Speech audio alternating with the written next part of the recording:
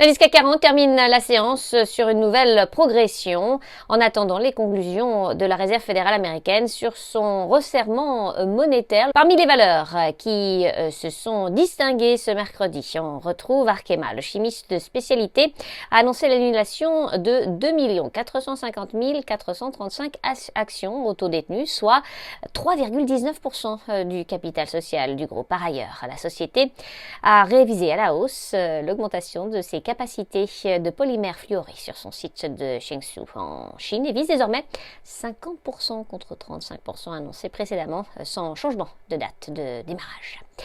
Air Liquide, le spécialiste des gaz industriels, a conclu un accord de long terme pour la fourniture d'hydrogène, d'hélium et de dioxyde de carbone ultra haute pureté à l'un des plus grands fabricants de semi-conducteurs au monde.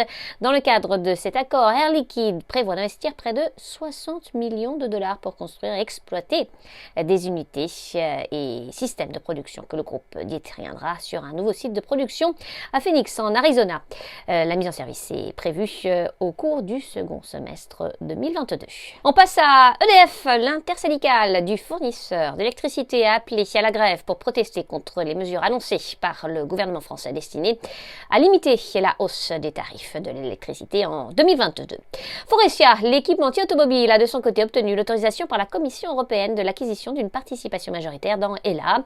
McPhy Energy, le groupe d'énergie, a chuté après avoir dévoilé un chiffre d'affaires annuel inférieur aux estimations. Et puis Seb, le spécialiste du petit équipement domestique, a bondi après avoir estimé que sa marge opérationnelle activité pour 2021 devrait atteindre 10% contre proche de 10% communiqué fin octobre. Enfin, Valneva, société spécialisée dans les vaccins, a annoncé le début des vaccinations de rappel chez les participants adultes de son essai pivot de phase 3. À New York, Sabrina Cagliosi pour Trading Central. Je vous souhaite une très belle fin de journée à tous. À demain.